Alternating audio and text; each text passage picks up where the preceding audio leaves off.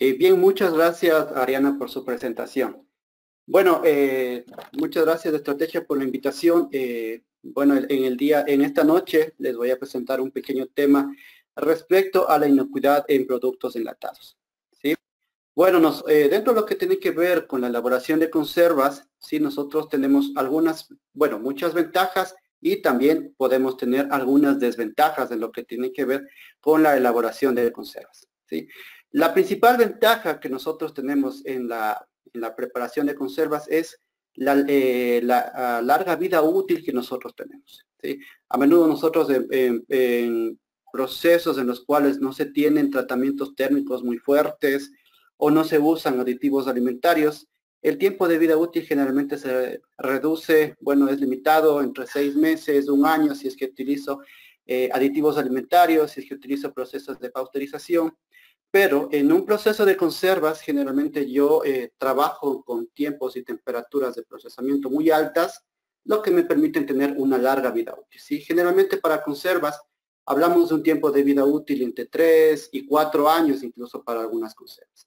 ¿Qué otras ventajas nosotros tenemos dentro de las conservas? Es que estas son estables a temperatura ambiental. ¿Sí? Es decir, no necesitamos nosotros tener el producto en refrigeración o más aún en congelación, sino nosotros podemos tener en nuestra despensa, en el ambiente, siempre y cuando aún no se le haya abierto. ¿Sí? Una vez que ya se ha abierto el producto, sí, la vida útil ya empieza a disminuir. ¿Sí? Entonces, siempre que yo tenga el producto, mi lata en óptimas condiciones, este me va a durar de 3 a 4 años tranquilamente, ¿sí? Y van a permanecer aún intactas las propiedades físicas, químicas, organolépticas, que son de mucho interés en lo que tiene que ver al momento de consumir una conserva. ¿Sí? ¿Qué otras ventajas tenemos? La alta resistencia mecánica. Si muchas de las conservas, sí, generalmente deben este tiempo extenso de vida útil al uso de materiales como la hojalata, como el vidrio, que nos ayudan un poco a proteger, a aislar el producto del ambiente. Entonces, el riesgo de que haya alguna migración de algún agente patógeno, sí, se reduce significativamente. Ya vamos a ver un poquito más adelante cuáles son las condiciones que yo debo tener en cuenta para garantizar, sí, que haya una alta resistencia y más que todo para evitar algún tipo de proliferación de microorganismos en nuestras conservas. Otra de las ventajas es que se reduce la oxidación, es decir, el cambio en las características físicas que tienen mis alimentos, ¿sí? Justamente por procesos térmicos, si nosotros conocemos que la temperatura es una variable que me permite inactivar enzimas que causan el deterioro en mis alimentos. Entonces, aparte de complementar con un proceso térmico, ¿sí? Como lo tengo yo herméticamente cerrado, voy a eliminar la posibilidad de que haya una oxidación.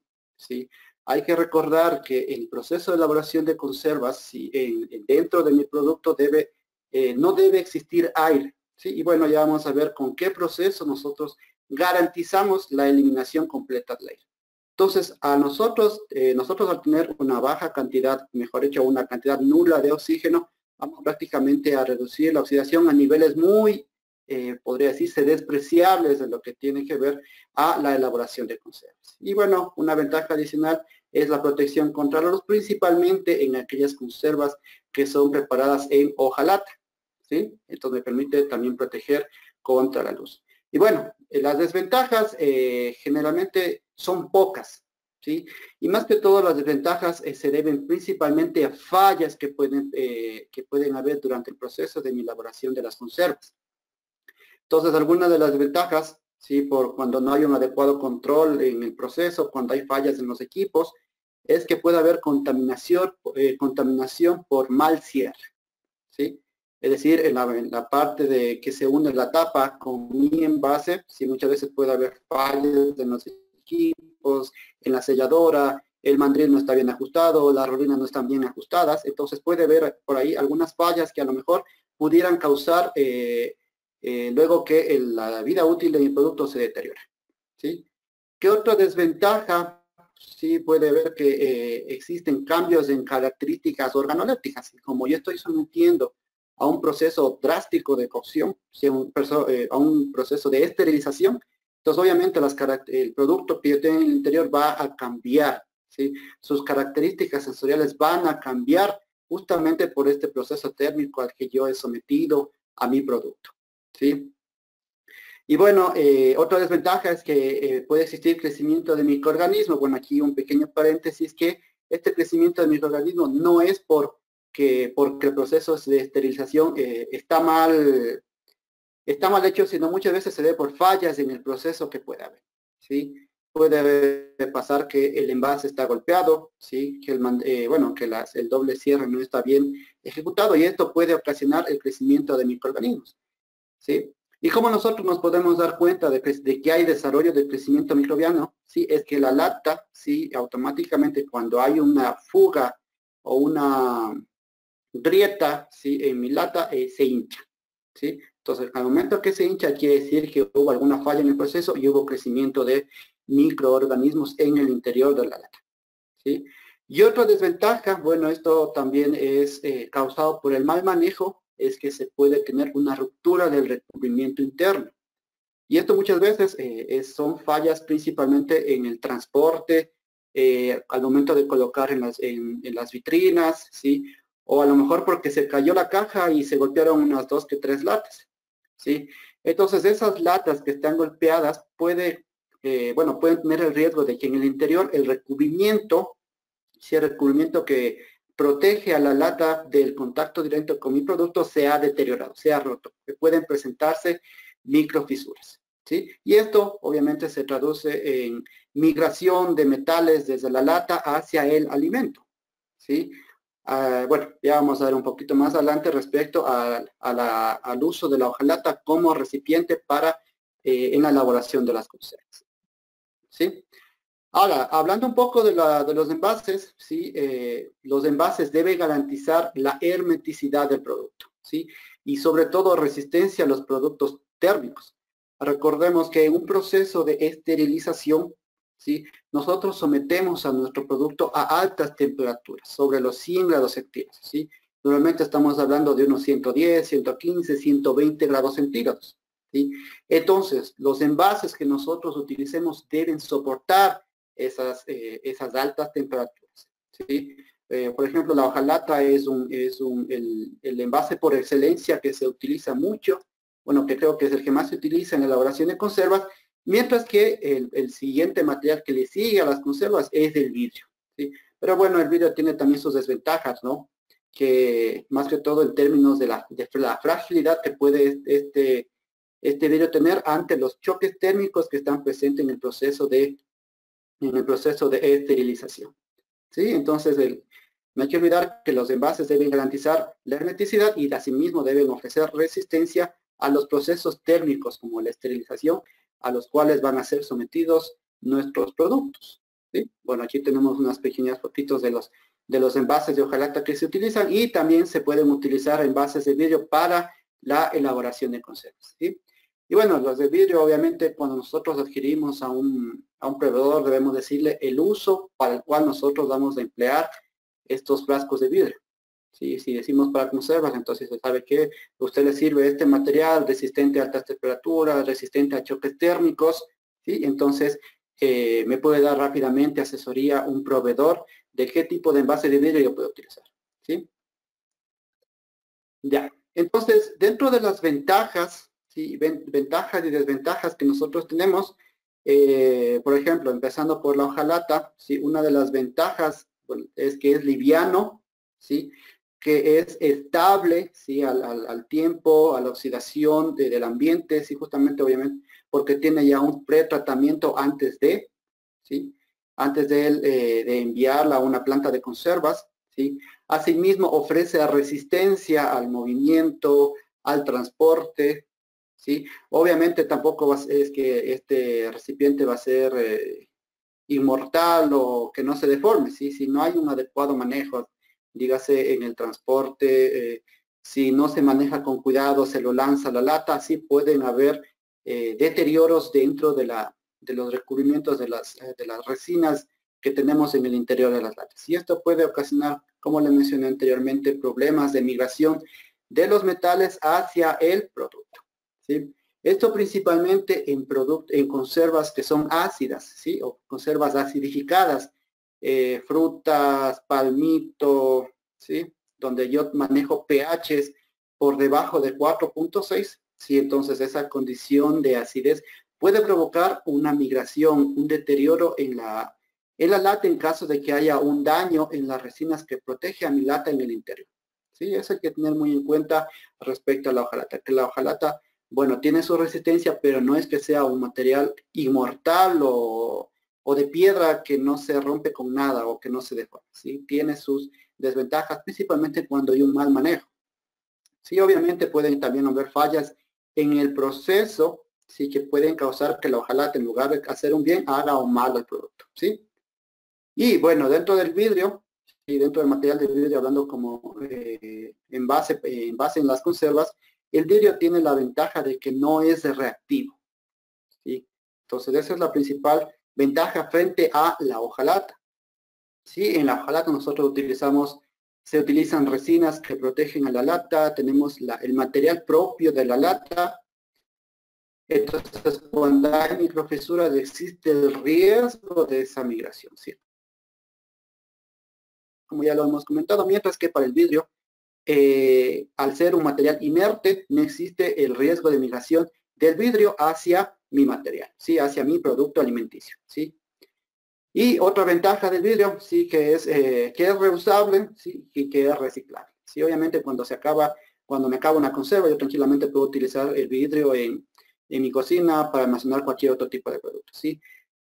Algo hay que considerar aquí, el vidrio, en la elaboración de conservas, no se recomienda volverlo a reutilizar para procesos térmicos, por ejemplo, un proceso adicional de esterilización o pasteurización, ¿sí?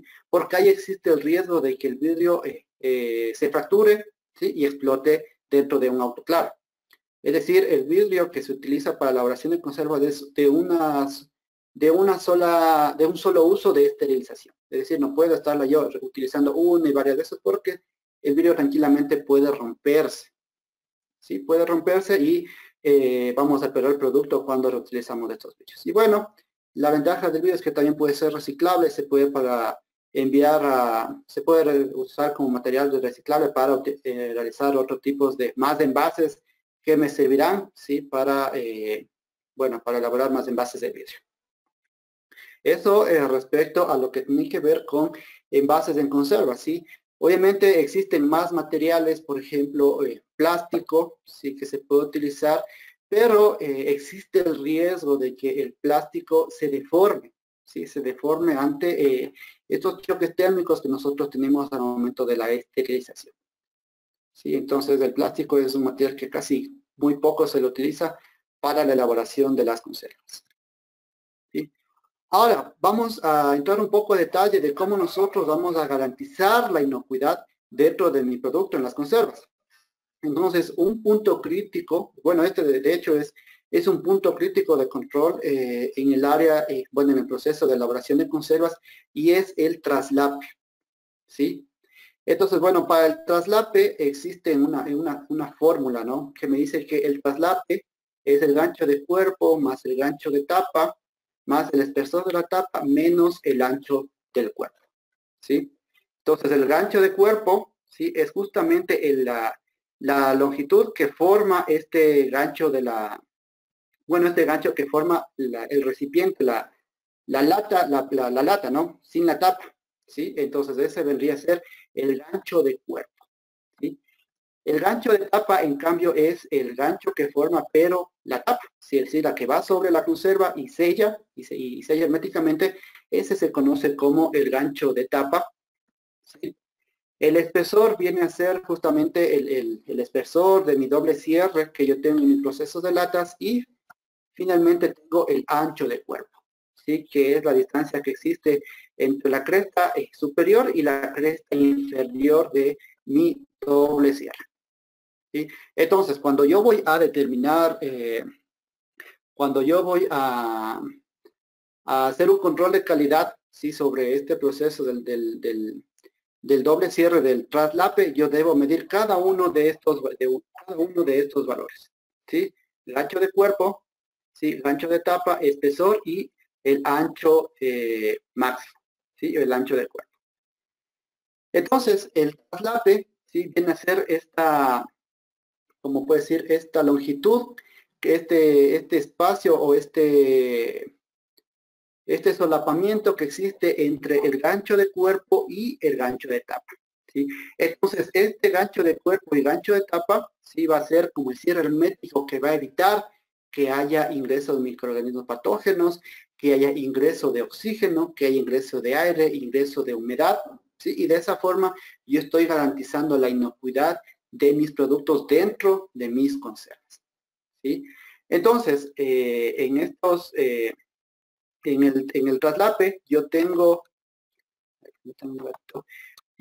más o menos 3 puntos de contacto, los cuales me van a garantizar que haya una hermeticidad, ¿sí? Tengo aquí un punto de contacto, 2 puntos de contacto, ¿sí? Y por aquí tengo otro punto de contacto, ¿sí? Y bueno, por acá tendría algunos otros puntos de contacto, ¿no? Entonces tengo muchos puntos de contacto que van a permitir que se conserven las características físico-químicas, organolépticas, microbiológicas de mi producto en conserva, ¿sí? Es por eso que al momento de realizar controles de calidad en la línea de sellado principalmente, yo debo vigilar que el traslape está dentro de los intervalos mínimo y máximo para garantizar que no va a existir un ingreso de microorganismos, de aire, de fluidos que van a hacer que mi producto se deteriore, ¿sí? Eso respecto un poco hablando al traslape. Entonces, en muchas de las industrias de conservas, el traslape es un punto crítico de control. Bueno, de hecho, en todas las industrias de conservas es un punto crítico de control, ¿sí? Y bueno, existen otros puntos, ¿no? El pH de líquido de gobierno, peligros físicos, químicos y biológicos que pueden estar presentes en la materia prima en la recepción. Y bueno, eso depende principalmente del tipo de producto que yo estoy elaborando, ¿sí? Por ejemplo, yo tengo un poco de experiencia, tengo experiencia en el área de conservas de palmito. Entonces, en el palmito se deben considerar, bueno, algunos puntos de control, vendría a ser el traslape, el pH líquido de gobierno, ausencia de peligros físicos, como son las espinas del palmito, ¿sí? Tiempo de la temperatura la temperatura de evacuado, ¿sí? Ya vamos a un poquito a qué se refiere con el evacuado. Y sí, entonces en función del producto yo debo ir vigilando cada uno de estos puntos críticos de control. Entonces aquí lo que estamos viendo como primer punto crítico de control es el traslape que existe al formar el doble cierre, ¿sí? ¿Por qué se dice doble cierre? Sí, porque justamente son dos capas, ¿sí? Son dos capas que están formando un gancho, ¿sí? Y estos están permitiendo un aislamiento del producto en el interior, ¿sí? Eso respecto a lo que tiene que ver con el doble cierre. Ahora, ¿cómo nosotros podemos determinar esto? Sí, o sea, ahí no hay otra que desarmar, tenemos que desarmar el doble cierre en nuestra línea de producción, ¿sí? Tenemos que desarmar. A ver, vamos a pasarnos acá, ¿ya? Entonces aquí está cómo nosotros debemos determinar el doble cierre. Entonces, como les dije, para determinar el doble cierre, nosotros prácticamente debemos desarmar todo el doble cierre que se ha formado. Y entonces, para eso, bueno, obviamente nosotros debemos planificar metodologías y frecuencias de muestreo, ¿sí? En función de la producción que nosotros tengamos diariamente. Sí, bueno, eso dependerá de la producción y de la metodología de muestreo que nosotros utilicemos. Podemos utilizar normas INEM, podemos utilizar tablas militar estándar que también me permite determinar el tamaño de muestra, ¿sí? Entonces, bueno, nosotros vamos para lo que tiene que ver con las muestras generalmente, las latas selladas se las toman una vez que el envase ha sido sellado, ¿sí? Inmediatamente que el envase ha salido del proceso de sellado de la selladora, yo tomo el envase, ¿sí? Tomo el envase y procedo a determinar el doble cierre. Entonces, este es un parámetro que se debe realizar rápidamente porque el proceso está permanentemente funcionando, ¿sí?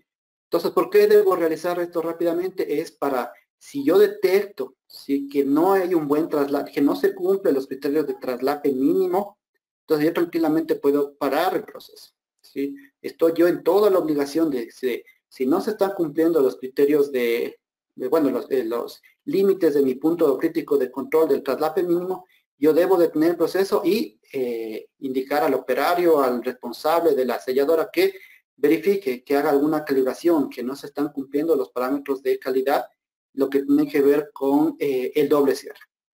¿Sí? Bueno, aquí están cómo nosotros debemos ir determinando cada una de las medidas para determinar el traslape. ¿Sí? Entonces, lo primero que nosotros hacemos es determinar el ancho de cuerpo. ¿Sí? Entonces, esta medida nosotros la tomamos antes de abrir el doble cierre. ¿Sí? Entonces, bueno, aquí estamos haciendo uso de un calibrador, pero lo que se sugiere para estas determinaciones, antes que usar un calibrador, ¿sí? Bueno, se puede usar un calibrador si es que tiene la sensibilidad adecuada, pero en mi proceso, en mi experiencia, dentro de las conservas se acostumbra a utilizar un micrómetro, ¿sí? Que es como un pequeño gancho, ¿sí? Un gancho que tiene un anillo, ¿sí? Un micrómetro de anillo que me permite determinar exactamente cuáles son las medidas para determinar el traslado. Entonces, lo primero que yo voy a determinar, ancho máximo. ¿Sí? El ancho máximo de mi lata de mi doble cierre antes de empezar a desamblar todo sería de desarmar todo mi doble cierre. ¿Sí? Entonces ya tengo determinado el ancho máximo, ¿sí? Ahora voy a determinar el espesor de mi doble cierre. Recordemos que en la fórmula del traslape se utiliza estas medidas, ¿no? Lo que es el ancho máximo y el espesor de mi doble cierre. Una vez obtenidas estas mediciones, bueno, antes de eso, cuando yo estoy determinando estos dobles cierres aquí en mi lata, yo debo tomar de al menos 3 puntos.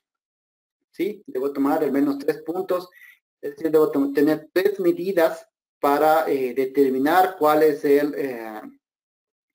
determinar el traslape mínimo, ¿sí?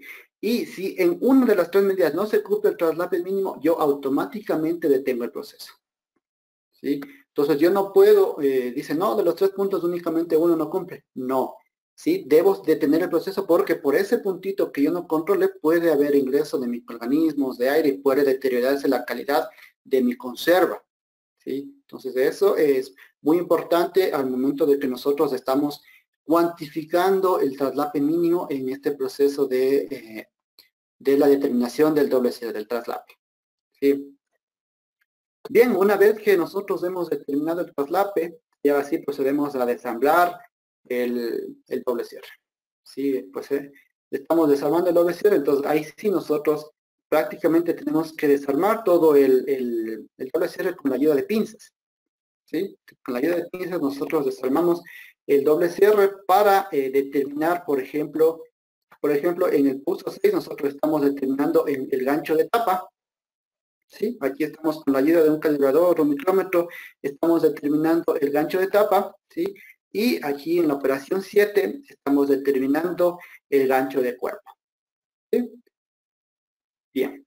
Bueno, el resto de medidas generalmente son valores que no intervienen en la fórmula del traslape, ¿sí? O la influencia que tienen estos sobre el traslape no es muy significativa, sino lo que más importancia tiene es el gancho de cuerpo, ¿sí? Aquí indicado en la operación 7, el gancho de tapa, ¿sí? De la operación 6, el ancho máximo de la operación 1 y el espesor de la operación 2. ¿Sí? Estos son los 4 valores que me permiten determinar el traslape mínimo. ¿Sí? Esos son los valores que me permiten determinar. Entonces, bueno, los protocolos de muestreo, cuántas muestras yo voy a tomar, eso ya depende de la empresa, en función de la producción que se tenga. ¿Sí? Ya, bueno, aquí están las etapas, sí, aquí les he puesto un poco en texto, entonces dice que la etapa 1 es la determinación del ancho de cuerpo, sí, determinación del espesor para la etapa 2.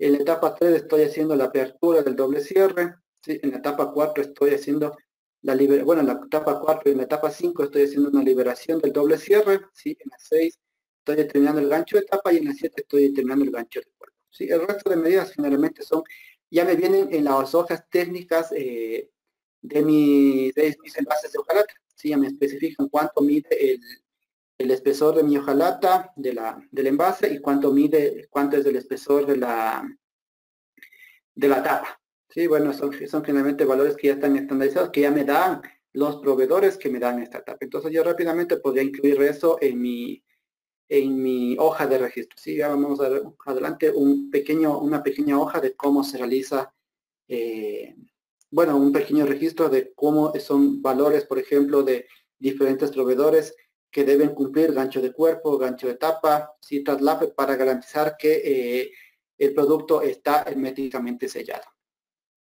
Ya eso entonces vendría a ser un punto, o sea, cómo nosotros debemos determinar el traslape mínimo, ¿sí? Entonces no tenemos otra opción que desarmar todo mi traslape, ¿sí?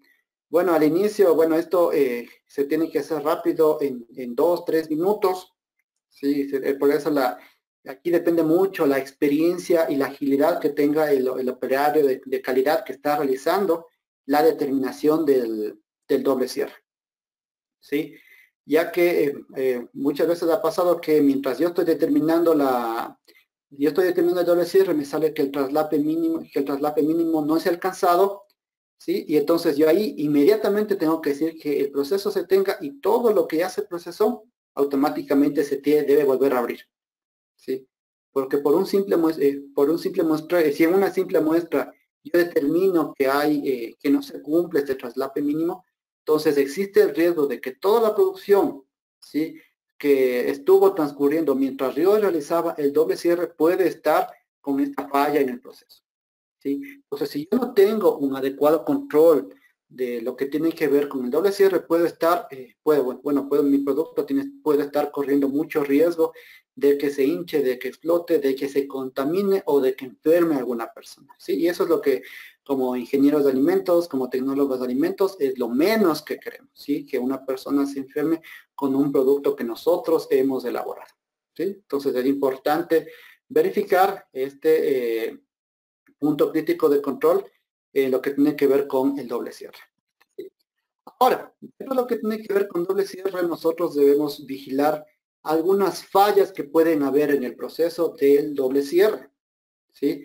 Entonces, bueno, les he colocado las principales, ¿sí? Por ejemplo, nosotros podemos tener un borde cortante, ¿sí? Aquí tenemos un borde cortante, y esto muchas veces puede ser causado por problemas en el mandril, ¿sí? El mandril es la parte que sujeta la tapa, ¿sí? Ese viene a ser el mandril. Entonces, cuando el mandril está muy ajustado, ¿sí? Cuando está muy ajustado contra la tapa, puede causar que haya un borde cortante, ¿sí? Entonces, en el momento de que hay un proceso de manipulación de las latas, puede haber cortes o incluso puede aquí provocarse una fisura, ¿sí? Puede irse desgastando la tapa, ¿sí? Y puede dañarse prácticamente mi doble cierre, ¿sí? Entonces, la solución para un borde cortante, ¿cuál es? Vigilar que no esté muy ajustado durante el proceso de doble cierre, ¿sí? En el proceso de sellar. Entonces, eso comunicaremos inmediatamente a la persona, al técnico que esté encargado para que corrija este problema de borde cortante, ¿sí? ¿Qué otro problema se puede tener en el doble cierre? ¿Sí? Es un falso cierre, ¿sí? A ver, vamos a hacer un poquito eso aquí. Ya. Entonces, ¿qué es lo que pasa en este falso cierre? Si estamos viendo que, bueno, hay el gancho de cuerpo, hay el gancho de tapa, ¿sí? Pero vemos que no existe el traslape, ¿sí? No existe este gancho entre el gancho de cuerpo, un gancho entre la tapa y el envase, ¿sí? Entonces esto con un golpe, ¿sí? Con un golpe que tenga este envase rápidamente se va a separar estas dos capas y va a haber contaminación del producto, ¿sí? Entonces este es un parámetro que también se debe vigilar muy cautelosamente, ¿sí? Porque puede existir que mientras nosotros desarmamos el envase no nos damos cuenta de la formación del falso cierre y a lo mejor cumpla que haya un buen gancho de cuerpo, que haya un buen gancho de tapa, que haya el ancho a lo mejor sea un poquito más de lo normal, y a lo mejor cumple incluso hasta el traslape, o sea, matemáticamente puede cumplir, en este caso el doble cierre, el traslape mínimo. Pero justamente cuando nosotros realizamos estos controles de calidad, debemos ver por la parte, debemos dar la vuelta al envase y observar que no se forme este falso cierre, ¿sí? Porque como les digo, mientras yo realizo el proceso de desarme, de desarmar el doble cierre, puede dar la falsa impresión como que está cumpliendo todos los parámetros de gancho de cuerpo, de gancho de tapa y traslape mínimo, ¿sí? Eso matemáticamente. Pero en la práctica a lo mejor esté produciéndose un falso cierre. ¿Sí? Que, bueno, para el falso cierre, ¿sí? ¿Cuáles pueden ser algunas de las causas? Que posiblemente las rolinas, ¿sí? Las rolinas que me producen, las rolinas que producen los dobles cierre no estén muy flojas, ¿sí? O también puede haber el caso de que el mandril esté muy flojo, ¿sí? Es por eso que no existe la suficiente presión para que se ajuste el gancho de cuerpo y el gancho de tapa, ¿sí? Eso, bueno, eso lo puede corregir la persona que esté encargado del doble cierre, ¿sí? Entonces él sabrá si ajusta la rolina de primera, de segunda operación, ya vamos a ver un poquito más adelante que esto de primera y segunda operación. Puede ser que el mandril esté muy flojo, ¿sí? Y ahí de esa manera se está produciendo un falso cierre, ¿sí? Y ante el golpe mínimo, el falso cierre se desarma, ¿sí? Y el producto se puede contaminar, ¿sí? Incluso durante el proceso de esterilización, estas latas pueden tranquilamente explotar, ¿sí? Pueden tranquilamente explotar porque no existe ese gancho, ¿sí? Que hace que el producto esté bien sellado, ¿sí? Otro problema que nosotros tenemos y que puede alterar la inocuidad del producto es la presencia de caídas, ¿sí? La presencia de caídas es justamente cuando en secciones no se forma este gancho de cuerpo, el gancho de tapa. Bueno, esto principalmente cuando hay un excesivo gancho de cuerpo, ¿sí? Entonces, cuando hay un excesivo gancho de cuerpo, ¿sí? Regresando un poquito, cuando hay un excesivo gancho de cuerpo, ¿sí? El gancho de tapa no, la tapa no avanza a acoplarse, a unirse al gancho de cuerpo, ¿sí? Cuando hay un excesivo gancho de cuerpo. Entonces, cuando hay ese problema, la tapa no alcanza a formar el traslape y simplemente se desparrama, ¿sí? Se sale, se forma como una tipo hernia, podría decirse, la tapa, ¿sí? Y esto se conoce como caída, ¿sí? Se conocen como las famosas caídas en las conservas. Y eso hay que vigilar porque muchas veces las caídas son imperceptibles, ¿sí?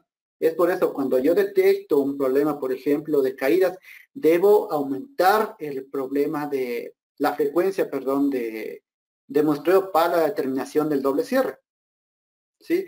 Generalmente este problema de las caídas son problemas cuando se presenta una vez, existe el riesgo de que 1 hora, 2 horas se vuelva a presentar nuevamente, ¿sí? Puede presentarse, bueno, en 1 hora, como puede presentarse nuevamente en 5 minutos. Es por eso que cuando hay estos problemas de caída, debo vigilar permanentemente el proceso, ¿sí? Debo hacer un muestreo, yo que sé, cada 10 latas hacer un muestreo o cada 5 latas tomar una muestra e ir observando que no hayan las caídas, ¿sí? Entonces, y bueno, eso hay que vigilar. Entonces, cómo se evita, por ejemplo, esta presencia bueno, que se produzcan estas fallas conocidas como caídas? Es que yo reduzca el gancho de tapa, el gancho de cuerpo, perdón, ¿sí? Entonces, al reducir el gancho de cuerpo, yo le voy a dar espacio para que la tapa, conjuntamente con el gancho de cuerpo, formen el traslape, ¿sí? Formen el traslape mínimo y no haya presencia de estas famosas caídas, ¿sí?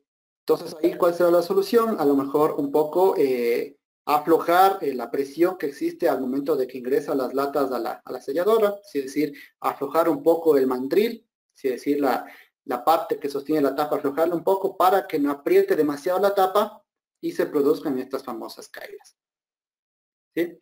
Y otro problema que puede haber, ¿sí? Es de pestañas aplastadas, ¿sí? Que pueden existir lugares, ¿sí? En donde la pestaña, ¿sí? La pestaña de la lata, ¿sí? No de la tapa, sino de la lata, no se engancha, no forma el doble cierre, ¿sí? Y este problema se causa porque hay golpes en las latas antes de incluso hay fallas durante la manipulación de la lata, es decir, cuando se está envasando, cuando se está trasladando las latas o cuando descarga el proveedor las latas, a lo mejor se cayeron, se viraron, se golpearon, puede haber fallas con la pestaña que se dobló, ¿sí? Y si yo tengo pestañas que están dobladas, no se va a formar nunca un doble cierre, ¿sí? Y bueno, para este no es tanto problema de mi selladora, sino más es problema durante la manipulación de mi envase de hojalata, ¿sí? Eso es lo que tiene que ver con los demás. Bueno, estos son los principales, ¿no? Existen más problemas, por ejemplo, que existen patinajes, que existen peladuras, ¿sí? Cuando empiezan a ver aquí en el borde empiezan a formarse como asperezas, ¿sí? Quiere decir que la tapa se está rozando con alguna parte del equipo, o los mandriles, perdón, las rulinas están desgastadas, ¿sí? Y están empezando a raspar, a, a causar rugosidad en la tapa, ¿sí? O bueno, principalmente en la tapa, ¿sí? Porque es la parte que mayor tiene contacto con el mandril, con las rulinas. Y bueno, esta presencia de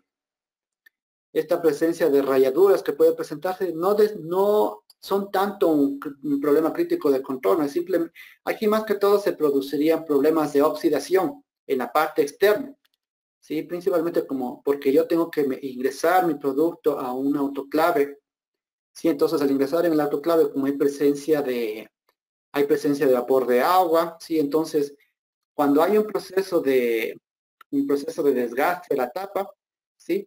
Va a quedar expuesto el material, sí, va a quedar expuesto este material de hojalata, y puede fácilmente oxidarse, ¿sí? Entonces eso para evitar eso, sí, se debe pulir las rolinas, pulir el mandril para evitar que hayan estas rayaduras. Bueno, en en las plantas les pueden decir incluso que se les conocen como peladuras, ¿sí? Le dicen peladuras a esas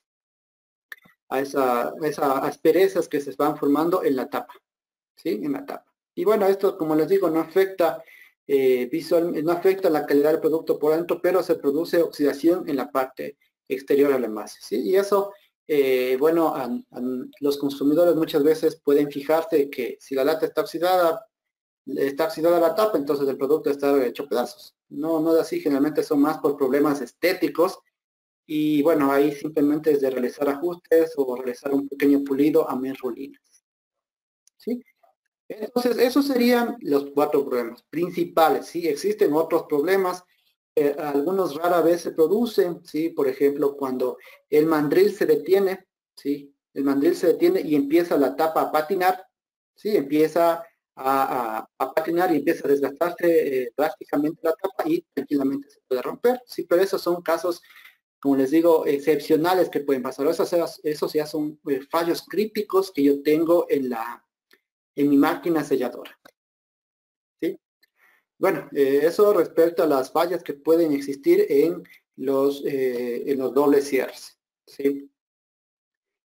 Ya, entonces, ahora, al momento de que, bueno, nosotros como también tenemos que diseñar los procesos al momento de elaborar, por ejemplo, una formulación para las conservas, y nosotros debemos fijarnos en la acidez de los productos, ¿sí? En la acidez de los productos también me permiten un poco, bueno, me permiten de hecho determinar cantidad de reactivos que yo necesito, por ejemplo, para tener un pH de 4.6. Si, por ejemplo, voy a elaborar una conserva acidificada, si, por ejemplo, voy a hacer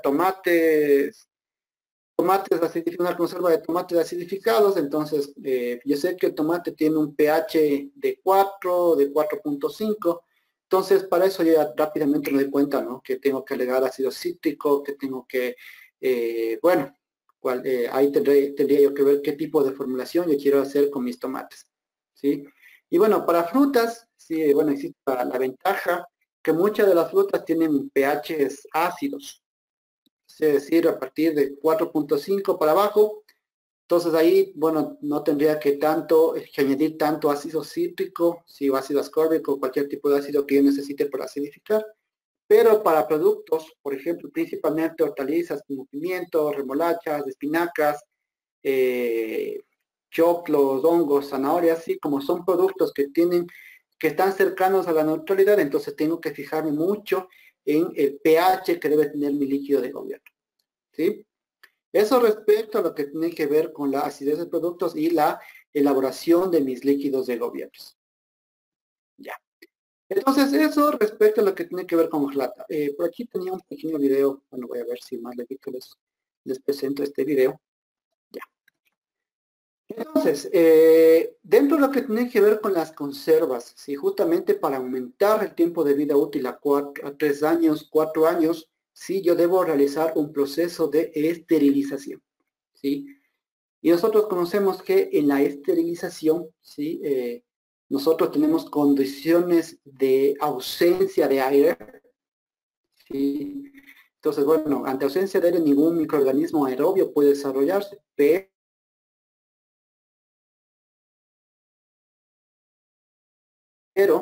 existe este microorganismo que puede incluso, los metabolitos de este microorganismo puede incluso causar hasta la muerte, y es el famoso botulino, causante de esta enfermedad del botulismo. ¿Sí? Esta enfermedad que una época, bueno, esto le llamaron la enfermedad de los aviones, ¿sí? Porque dice un poco que cómo se descubrió esto del botulismo es que en un lote de conservas mal esterilizadas que iban a bordo de un avión, bueno, empezaron a los ocupantes, a los pasajeros, a darles este producto que fue prácticamente esterilizado, pero fue mal esterilizado.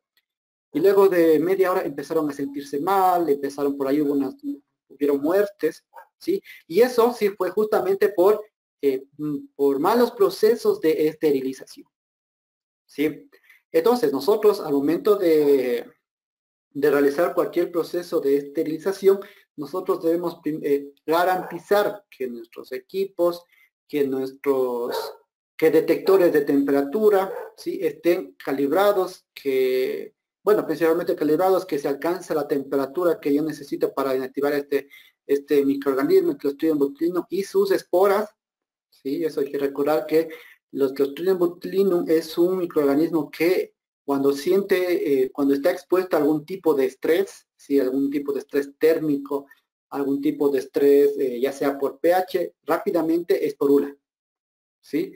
Y estas esporas, ¿sí? Si es que encuentran condiciones favorables, por ejemplo, ausencia de aire, temperaturas elevadas, bueno, más que todo malos procesos de esterilización, rápidamente germinan y pueden contaminar mi producto. Entonces, en ese proceso que los microorganismos están multiplicándose, es cuando van produciendo esta toxina botulínica.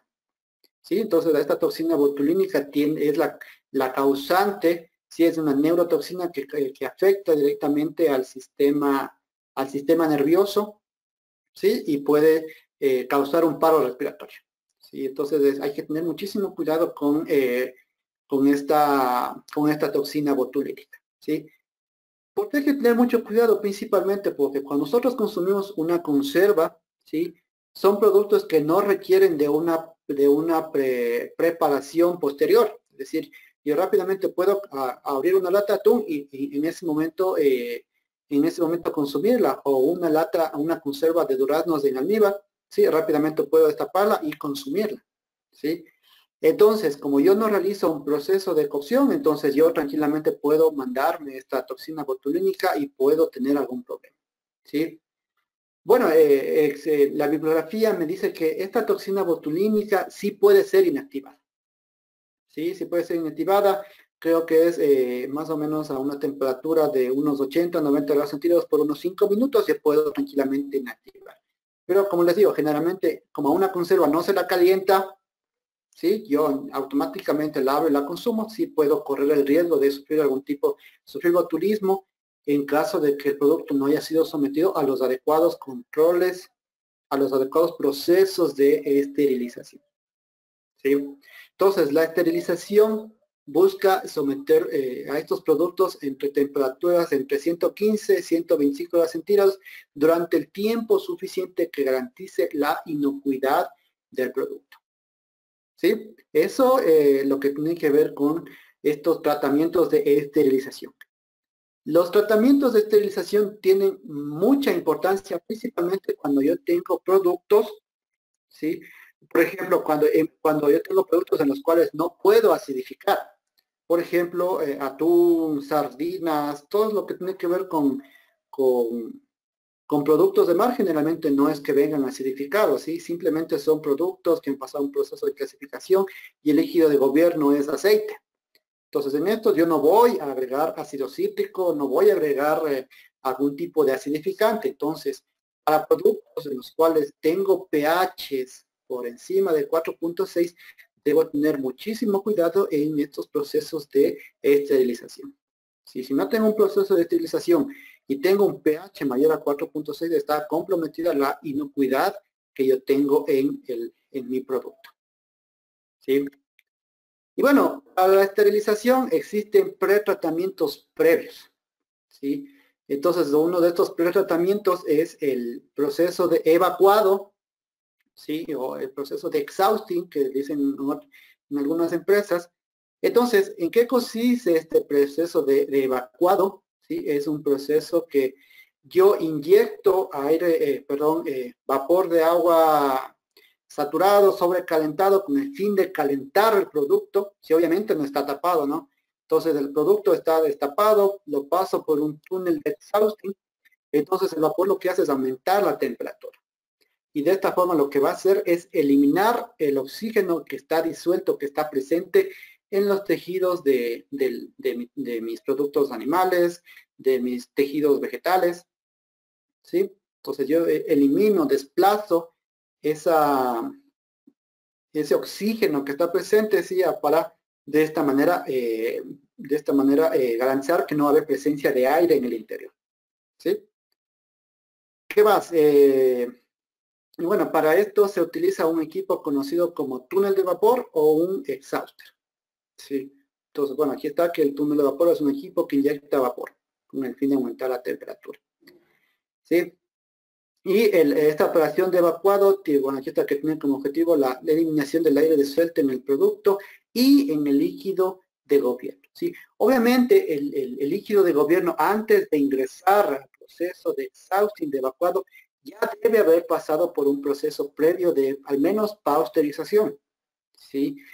No se recomienda, de hecho, ninguna empresa lo hace, que el líquido de gobierno lo pone frío antes del proceso de evacuado, ¿sí? De hecho, el líquido de gobierno ya se pone en caliente en mi producto y de ahí ingresa al proceso de evacuado, ¿sí? Esto justamente para un poco para reducir el tiempo de exposición al vapor, ¿sí? Porque generar vapor en calderas representa gastos de combustible, gastos de diésel, gastos de energía, mano de obra, ¿sí? Entonces yo antes mi líquido de gobierno yo lo tengo caliente, lo pongo en mi producto y mando al proceso de evacuación. Entonces al eliminar yo el aire, ¿sí? El aire, yo garantizo, bueno, el desarrollo de microorganismos aerobios, ¿sí? Ahora, lo que tiene que ver con el proceso de exhauster, a la salida yo debo tener una temperatura superior a los 81 grados centígrados. Entonces, a esta temperatura de 81, bueno, incluso la bibliografía dice 84 o incluso 88 grados centígrados, ¿sí? Entonces, a partir de 81, 82 grados centígrados, yo ya puedo garantizar que el oxígeno se ha desplazado, he eliminado el oxígeno que ha estado ya sea en el producto o que haya quedado en el líquido de gobierno. Bueno, ¿qué otro equipo? Bueno, este es creo que el principal equipo que me permite esterilizar los productos, ¿sí? Y es el autoclave, ¿sí?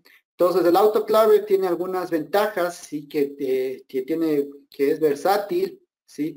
Que es de fácil manejo y mantenimiento, ¿sí? Que es bajo costo y facilidad para implementar mejoras, ¿sí?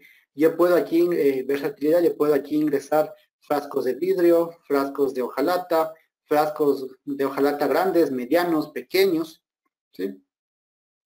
¿Qué más? Fácil manejo y mantenimiento, sí, porque únicamente por aquí no circula otra cosa que vapor de agua, sí, no circula otra cosa de vapor de agua, entonces la limpieza de las tuberías se facilita mucho, sí, se facilita mucho. Bueno, generalmente estos autoclaves de aquí son autoclaves ZIP, ¿sí? Que quiere decir clean in place, es decir, no es necesario desarmarlas para limpiar las tuberías, ¿sí? Y más que todo, como yo únicamente estoy inyectando vapor de agua y los productos están herméticamente sellados, entonces es de fácil manejo, ¿sí? Obviamente deben haberse cumplido todas las etapas posteriores de buen sellado en doble cierre, un buen proceso de evacuado, ¿sí? Y bueno, esto se complementa con un pH de líquido de gobierno óptimo, si en caso de que sea algún producto un producto acidificado, si es un producto acidificado, que el pH sea menor a 4.6, ¿sí? Bueno, bajo costo, sí, básicamente utilizo agua, utilizo gasolina, sí, y facilidad para implementar mejoras. Entonces aquí yo puedo colocar sensores de temperatura, sensores de presión, puedo adaptar rieles que me permitan ingresar al producto con mayor facilidad y no haya golpes en el producto que puedan alterar, ¿no? Ya habíamos hablado de esto, de lo que los golpes pueden un poco dañar la estructura, la resina que está en el interior de en el interior de mis hojalatas principalmente, ¿sí? Ya. Entonces, un poco, ahora entrando un poco a detalle con este tema de la selladora, ¿sí? La selladora consta de dos operaciones, ¿sí? Y de hecho consta bueno, estas dos operaciones están presentes a través de dos rolinas de operación, ¿sí? Entonces, cuando yo coloco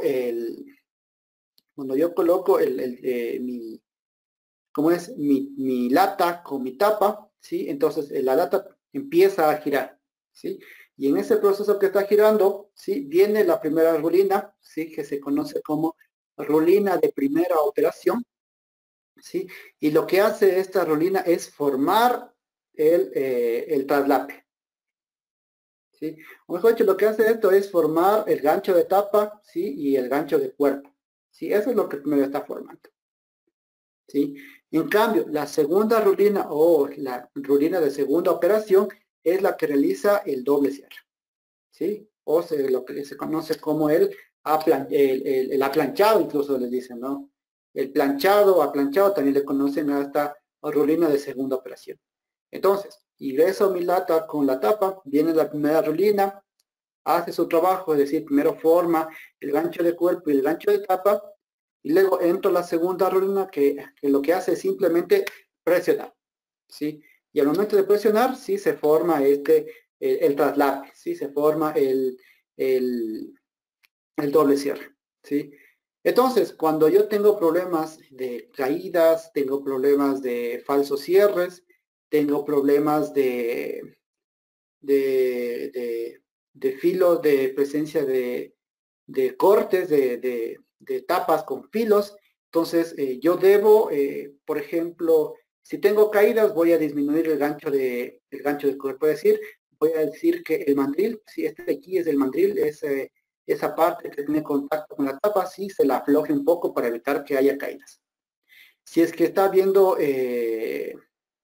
peladuras, ¿sí? En el gancho de tapa, ¿sí? Lo que puedo decir es que debe hacer un proceso de pulido, perdón, a mi rulina de primera operación o bien a mi rulina de segunda operación, ¿sí? Entonces aquí se puede observar claramente que la rulina de primera y de segunda operación tienen formas completamente diferentes, ¿sí? Mientras que la rulina de primera operación tiene una forma dirigida hacia abajo, ¿sí? En cambio, la rulina de segunda operación tiene dirigido esta parte, como hueco está en la parte hacia arriba, y eso es lo que permite que se forme de manera adecuada el doble cierre, ¿sí? Esto lo que tiene que ver con la esterilización. Entonces, esto de aquí me va a permitir realizar un buen proceso principalmente de esterilización. Y más que todo, que la vida de útil del producto sea, ¿sí? Para la cual se ha diseñado el producto. Es decir, para conservas son 4 años, entonces si yo garantizo un buen proceso de sellado, tranquilamente puedo tener 4 años de vida útil de mis conservas que han sido enlatadas, ¿sí? Y algo que hay que tomar en cuenta, sí, es respecto al espacio de cabeza, ¿sí? Bueno, yo lo conozco como espacio de cabeza. Entonces, bueno, una vez escuché que decía que mientras más, mejor, pero para conservas no se debe cumplir eso, ¿sí? Cuando nosotros estamos elaborando estas conservas, debemos dejar un espacio libre que se conoce como el espacio de cabeza, el cual permite que el producto cuando está en altas temperaturas se pueda expandir. ¿Sí? Por ejemplo, en un proceso, cuando estoy esterilizando este espacio de cabeza, permite que el producto se expanda a voluntad, ¿sí? Tranquilamente, y no explote la lata. ¿Sí? No explote la lata. Es como una olla de presión. Las ollas de presión, todas las ollas de presión vienen con una marca de máximo. ¿Sí? Entonces, si yo sobrepaso ese límite que me dice máximo en una olla de presión, corro el riesgo de que la olla tranquilamente explote, ¿sí? Porque se va a generar demasiada acumulación de presión y va a haber un riesgo de una explosión. Entonces, lo mismo que pasa en una olla de presión puede pasar con una lata que no tiene un espacio de cabeza. Entonces, lo que se recomienda para un espacio de cabeza es que debe estar entre un 6 y un 10% de la altura total que tiene mi envase. ¿Sí? Entonces, este espacio siempre debe quedar libre, como les dije, para que el producto pueda expandirse, ¿sí? A voluntad, ¿sí? Mi líquido de gobierno pueda tranquilamente estarse expandiendo. Sí, bueno, de hecho creo que tiene otras ventajas de esto, ¿no? Que permite que se desarrollen de mejor, bueno, para que haya como una agitación mientras se está realizando el proceso de esterilización, es decir, para que se acelere un poco la transferencia de calor, ¿sí? Algunas ventajas tiene dejar, bueno, el espacio de cabeza. Y de hecho es algo que se debe tener muy en cuenta, lo que tiene que ver con antes del proceso de sellado. ¿Sí? Esto se debe vigilar antes del proceso de sellado. Entonces, antes de que mi lata ingrese a mi selladora, debo vigilar que exista ese espacio de cabeza, esa pequeña ausencia de líquido de gobierno de contenido para garantizar que el producto que va a haber un buen proceso de formación de vacío principalmente. ¿Sí? Entonces, otra de las ventajas del espacio de cabeza es que permite la formación del vacío, ¿sí? La formación del vacío en mi producto. ¿Sí? Todo aquí, bueno, aquí está un diagrama de cómo es la formación de vacío, ¿sí? El momento, cuando ya el producto ha sido sellado, ha sido esterilizado, ¿sí? Entonces me dice aquí que entre un 6 y un 9%, ¿sí? Existe la mayor cantidad de vacío que yo puedo tener en mis latas, ¿sí? Que yo tengo en las latas. Y para la determinación del vacío, ¿sí? Lo que se utiliza es un vacuómetro. ¿Sí? Es un vacuómetro. Entonces, ¿cómo yo determino el vacío?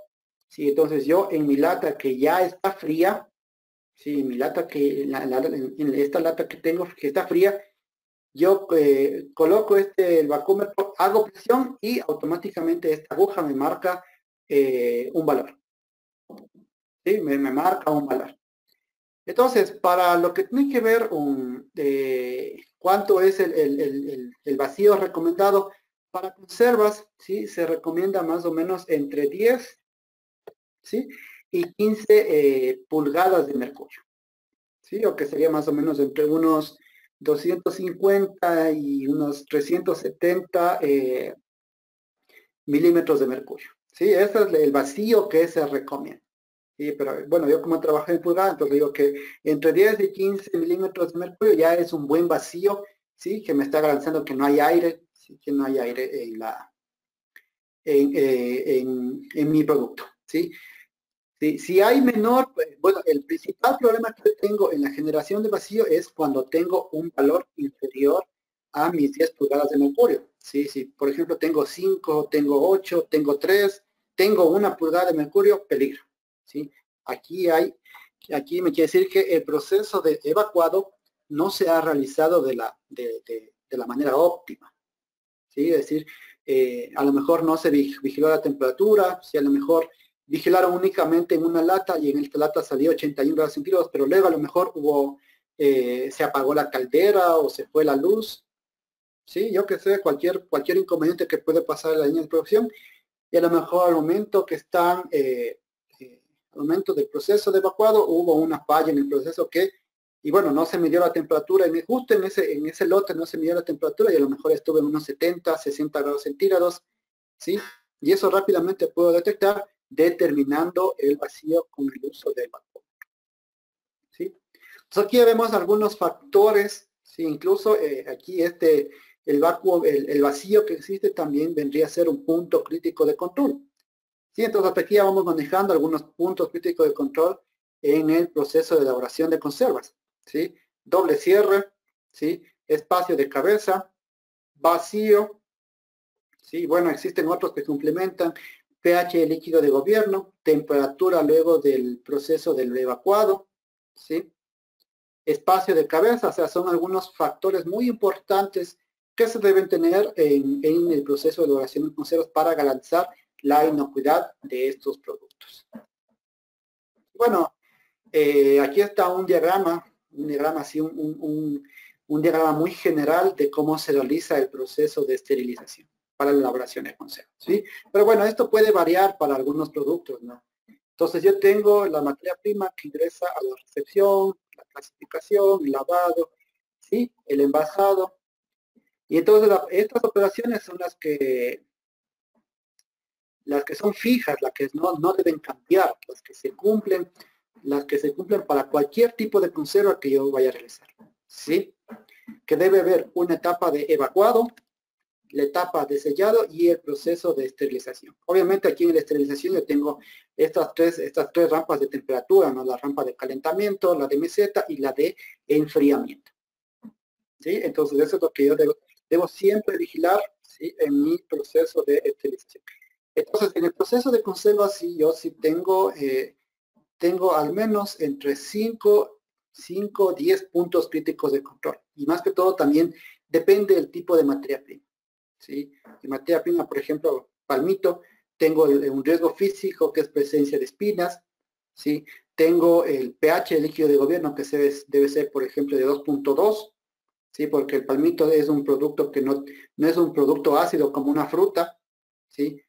Tengo, bueno, el pH líquido de gobierno, tengo la temperatura del líquido de gobierno durante el envasado, ¿sí? La cual debe ser mayor a 80 grados centígrados, otro punto crítico de control. La temperatura del evacuado, luego del proceso de exhausting, otro punto crítico de control. El traslape, otro punto crítico de control. El vacío, otro punto crítico de control. Bueno, hasta ahorita tengo 6 puntos críticos de control, ¿sí? Entonces, en función del tipo de producto que yo esté elaborando, sí puedo tener de 4 para arriba, es lo que tiene que ver con puntos críticos de control. Entonces, para estos procesos de elaboración de conservas, sí se recomienda mucho tener implementado un sistema HACCP, ¿sí? Un sistema HACCP. Entonces, no basta simplemente con tener programas de prerequisitos, lo que son control de plagas, buenas prácticas de manufactura, capacitación, calibración, sí, no basta con eso, ¿no? Es muy importante tener implementado un análisis de HACCP, un análisis HACCP. Y bueno, esto un poco para ir finalizando con esto, es que yo antes bueno, cuando yo recién empiezo un proceso de elaboración de conservas, ¿sí? Yo primero debo hacer una validación del proceso de esterilización, ¿sí? ¿Y cómo se realiza esto? Es esto a través de una curva de penetración de calor, ¿sí? Entonces, la curva de penetración de calor es la que me permite garantizar, ¿sí? Me permite garantizar que la temperatura en mi producto ha alcanzado la temperatura mínima que la temperatura mínima para garantizar que haya un buen proceso de esterilización, ¿sí?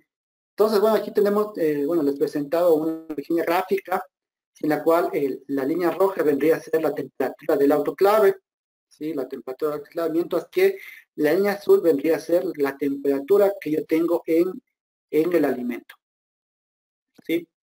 Bueno, eso, para realizar las curvas de penetración de calor, yo debo, bueno, acudir a alguna empresa que realice estos estudios térmicos, ¿no? Bueno, no conozco, no se me viene hasta ahorita ninguna empresa, pero estas empresas lo que hacen es, bueno, se ingresan al autoclave, ¿sí? Y en el autoclave, bueno, le llenan el autoclave e identifican los puntos donde aumenta con mayor dificultad la temperatura, ¿sí? Y ahí van colocando sensores de temperatura, si van colocando sensores de temperatura y bueno, a través de programas, ellos van elaborando una gráfica de este tipo. Entonces tienen un sensor de temperatura ubicado en la parte externa, bueno, no externa, sino en la parte donde hay, bueno, la parte alta de la autoclave o la parte baja, y asimismo ingresan termocuplas dentro de mis envases. ¿Sí? Dentro de mis envases van colocando termocuplas, sensores de temperatura inalámbricos para identificar, para validar el proceso para validar el proceso de penetración de calor. ¿Sí? Entonces, bueno, aquí se ven, ¿no?, las 3 etapas que transcurren durante el proceso de esterilización, ¿sí? Y que, bueno, tengo la etapa de calentamiento, donde empieza a aumentar lentamente la temperatura del producto, y tengo la etapa de meseta. ¿Sí? Esta etapa aquí es muy importante vigilar al momento de la curva de penetración de calor. Es decir, este producto debe permanecer, por ejemplo, si durante 10 minutos, bueno, aquí está durante 30 minutos el producto, esta línea de temperatura en mi producto debe permanecer prácticamente recta. Sí, obviamente no va a estar recta, no va a tener zigzags, sí, porque el producto tiene controles, mi caldera tiene controles, controles que se prenden y se apagan cuando alcanza determinada temperatura, pero la temperatura en el interior del envase debe permanecer en lo posible constante mientras dura el tiempo de meseta. ¿Sí? Bueno, esto es lo importante, y bueno, aquí también vemos la temperatura de enfriamiento. ¿Sí? Aquí se ve cómo el producto va reduciendo la temperatura cuando ya hay un proceso de inyección de agua fría para enfriar mi conserva. ¿Sí? Justamente cualquier proceso de esterilización o de pasteurización sí se produce por un calentamiento y un rápido enfriamiento. ¿Sí? Y este choque térmico causa la muerte y la inactivación de las esporas, de los microorganismos patógenos. ¿Sí? A ver, aquí, ¿qué más? Ahora, ¿qué factores yo debo considerar, ¿sí?, para lo que tiene que ver con la curva de penetración de calor? Es el tipo de producto. ¿Sí? Entonces, esto hay que considerar, por ejemplo, para tipo de producto, que alimentos líquidos se calientan más rápido que alimentos sólidos. ¿Sí? Si por ejemplo tengo algún jugo, alguna conserva que es líquida, ¿sí?, estas se van a calentar mucho más rápido que los sólidos. Pero en cambio, si tengo conservas como duraznos en almíbar, palmitos, atún, como estos ya son productos sólidos, entonces el tiempo de calentamiento va a ser menor, porque aquí tengo otro mecanismo de transferencia de calor, otra barrera que debe superar el calor, que vendría a ser un proceso de conducción. ¿Qué más? El tamaño del envase, ¿sí?, también es otro factor que debo tener muy en cuenta, y es que en la temperatura en el centro del envase aumenta mucho más rápido en envases pequeños. ¿Sí? Entonces no es lo mismo una curva de penetración de calor para una lata de medio kilo que para una lata de 2 kilos. ¿Sí? Entonces para esta lata de 2 kilos yo voy a necesitar mayor tiempo de exposición, ¿sí?, para garantizar que este punto frío ha alcanzado la temperatura de esterilización adecuada.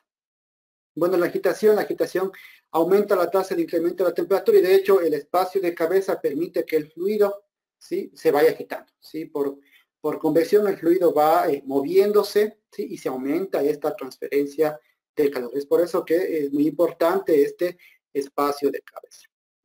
¿Sí? ¿Qué más hay que tener en cuenta? La temperatura de la autoclave. ¿Sí? Si hay a mayor temperatura, mayor transferencia de calor. ¿Sí? La forma del envase, ¿sí? Entonces envases más altos favorecen a una menor transferencia de calor antes que aquellos envases que son más anchos que altos. ¿Sí? Y el tipo del envase, entonces aquí los envases que son metálicos poseen mayor conductividad térmica que el vidrio y plástico. ¿Sí? Más que todo porque el vidrio y el plástico, por su naturaleza mismo, son materiales aislantes. ¿Sí?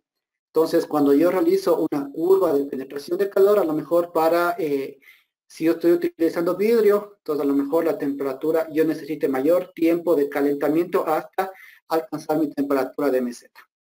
¿Sí? Eso respecto a los tipos de envase. A ver, por aquí tenía una gráfica, no tengo otra gráfica. Bueno, estos son conceptos un poco de microbiología, ¿no? Que hay que tener al momento de diseñar un producto, un proceso térmico, que es el tiempo de reducción decimal, la termoresistencia específica y la letalidad, ¿sí? Entonces, esto un poco remontándonos a microbiología, sabemos que el valor de tiempo de reducción decimal es el tiempo necesario para reducir un 90% de carga inicial a una temperatura dada, ¿sí? La termoresistencia específica es la temperatura necesaria para reducir un ciclo logarítmico de la carga inicial, y la letalidad es el efecto letal de un tratamiento térmico a una temperatura y tiempo dados. Bueno, esto depende mucho del tipo de producto que estoy haciendo, ¿no? Bueno, si yo tengo, por ejemplo, bueno, por aquí tengo esta tablita. Sí, aquí está. Por ejemplo, cuando yo tengo productos que tienen un pH mayor a 4.6, el cálculo del tiempo mínimo de esterilización o el tiempo o esta de la letalidad, del calor letal, de este F sub 0, para productos que tienen un pH mayor a 4.6, debo tomar como microorganismos de referencia a Clostridium botulinum. ¿Sí? No nos olvidemos que el microorganismo de referencia es aquel microorganismo que posee mayor resistencia a la temperatura. ¿Sí? Entonces, para productos que tienen un pH mayor a 4.6, el Clostridium botulinum es el microorganismo de referencia que se considera. ¿Sí? Ahora, cuando yo tengo productos por debajo de 4.6, ¿sí? Yo ya estoy garantizando que, bueno, solo por el valor, por obtener un producto menor a 4.6, ya el Clostridium botulinum ya no se va a desarrollar. ¿Sí? En cambio, aquí ya se va a desarrollar otro microorganismo que se conoce como Clostridium pasteurianum, ¿sí?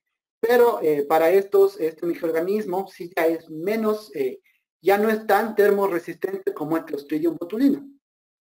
Por ejemplo, para el Clostridium botulinum yo tengo un valor de termoresistencia de 10 grados centígrados, ¿sí? Durante 0.21 minutos y a una temperatura de 121 grados centígrados, mientras que para el Clostridium pasteurianum, sí, la termoresistencia, pero el tiempo de exposición disminuye. Entonces yo, para eliminar este Clostridium, sí, con 100 grados centígrados durante 30 segundos, sí, lo que sería 0.5 minutos, yo ya puedo disminuir, bueno, ya puedo eliminar el 90% de la carga microbiana. ¿Sí? Y es decir, si yo tengo mayor tiempo de exposición, voy a tranquilamente a controlar a este microorganismo Clostridium pasteurianum. ¿Sí? Y cuando tengo conservas que tienen un pH entre 2.5 y 4, mi microorganismo de referencia son levaduras. ¿Sí? Pero vemos que para pHs bajos, los tratamientos térmicos que se realizan para eliminar estos microorganismos ya no son tan drásticos como en productos que tengo un pH mayor a 4.6. ¿Sí? Para pH mayores a 4.6, yo sí, ahí sí necesito un autoclave, altas temperaturas, altas presiones, ¿sí? Vigilar el proceso de evacuado, ¿sí? Mientras que para un pH menor a 4.6 ya un poco el proceso se facilita, ¿no? Bueno, no tanto se facilita. Bueno, para ese caso, ahí sí yo pudiera hacer un proceso de esterilización en casa, ¿no? Y con un malla de presión yo tranquilamente podría eliminar, por ejemplo, si yo tengo productos conservas ácidas, tranquilamente podría desactivar a Clostridium pasteurianum, a las levaduras, ¿sí? Pero cuando tengo un pH mayor a 4.6, ahí sí yo necesitaría mayores temperaturas, mayores tiempos de exposición.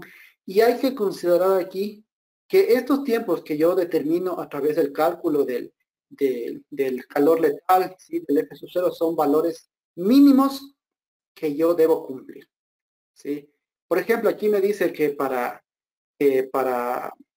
a 121 grados centígrados, ¿sí? Para eliminar 12 reducciones, para tener 12 reducciones decimales, yo debo tener un tiempo de exposición de 2.5 minutos.